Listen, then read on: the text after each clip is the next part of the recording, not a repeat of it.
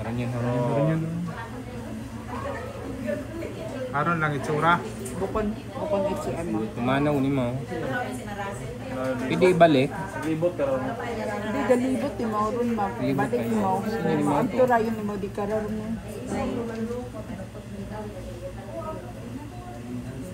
Huwag mo munang ibalik kasi balik-balik yan.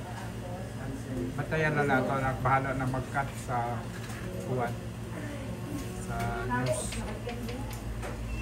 Anong oras yan ay Alas 5. 10, 9. Waro yun na. Kwan baga. 5, alas 5 ng gabi. Ang madaling araw. Samad ang Pero ano 9 time. PM. 9 PM ko na ron. Hindi nakaset ang time Oo, ng time. Mayos. Oo. So mga alas 9 ng gabi. Mga alas 9 umano ng gabi, pumasok ang isang lalaki dito sa opisina mismo ng Bang Elementary School Principal's Office. Sino ni mo? Makita ang suspect na naglaho na. Gumawa o tingin to. Lumabas na yata ang What suspect. duhaan ni karaya ron no? Ay, ato karpertahan no. Oo. Front gate, galero no? Kasi mo nag-agi ron. Aron. Ato man sa pertahan. Ayan. Uy, tinabunan mo naman dito sa akin sa likod. Pwede mong padako. Haron, nagtungaw na. Ay, kilala ko tara. Sa daya.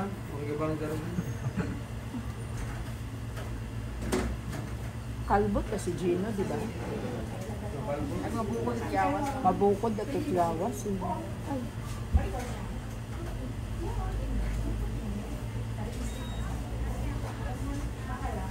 Haron yun.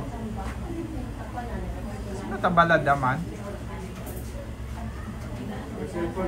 Kaya na po. Parang nag-i-implement lang ng search warrant. Hinalughog ang buong opisina. Cellphone ang naging flashlight na pala. Dahil naiinitan siya, hinubad na ang face mask. Hindi siya makaginhawa eh. Hindi siguro yung mga kaginhawa at mayat. Listen man, managaukay nga may face mask.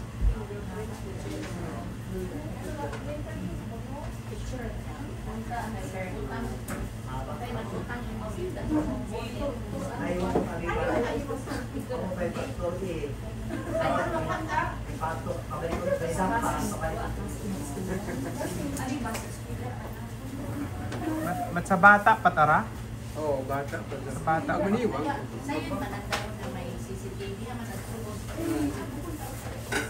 Bukod dat estudyante kasi kung estudyante ra alam Magulang na mo, ara? magulang mo daw ho, may edad yun siguro.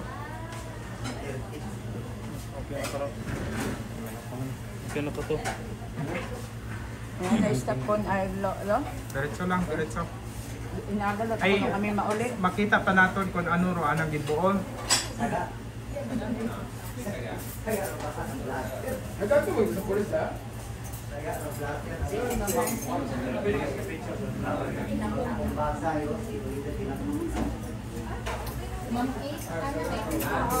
Relato. Nagawa ko limaw. Okay na? So, ko lang updated ng police. Bukod ka na Bukod at si Gino ra. Mabukod ka to imo. Pag nakakulong mo ta si Gino, asawa na si Gina.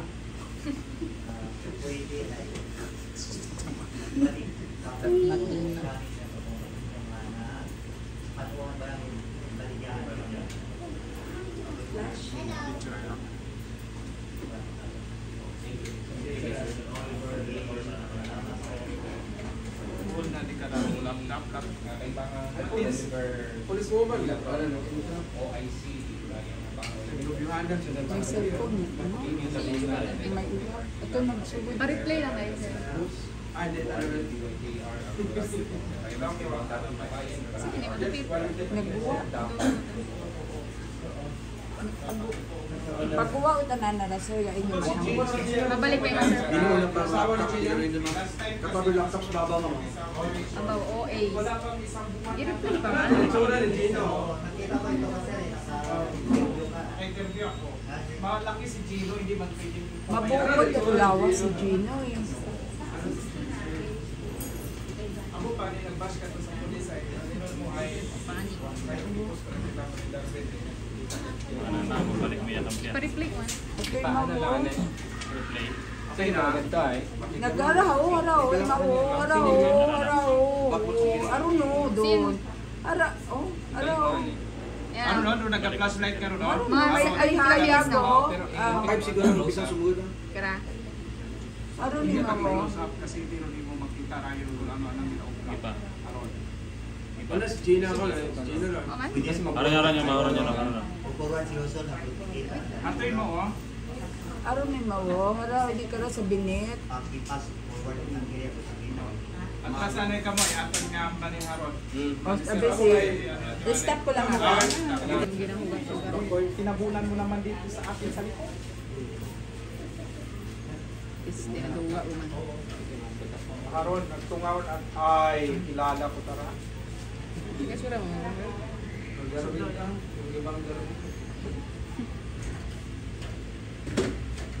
Kalbot ka si Gino, di ba? Ang mabukod at yawas na. Mabukod at lawas eh.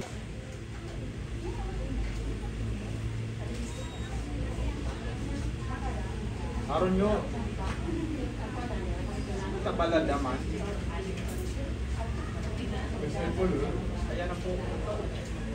Parang nag-i-implement lang ng search warrant. Nalubog ang buong opisina. Cellphone ang naging flashlight na pala. Dahil naiinitan siya, inuban na ang face mask. Hindi siya makaginawa eh.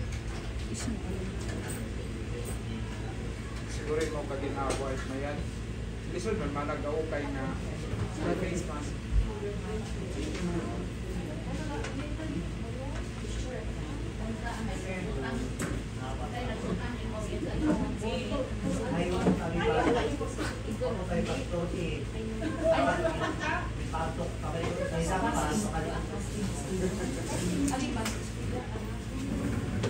At sa bata patara? Oo, bata. Bata.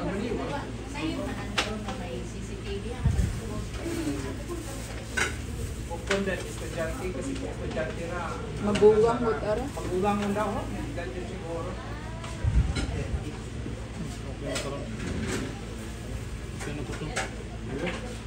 Yan na stop ko ay lo. Ganito lang, ganito. Inadal at ako na kami mauli. Makita ka natin kung ano ro anak ito. Kaya?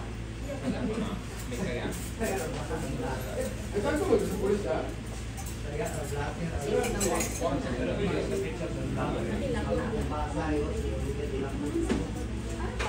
Monkey?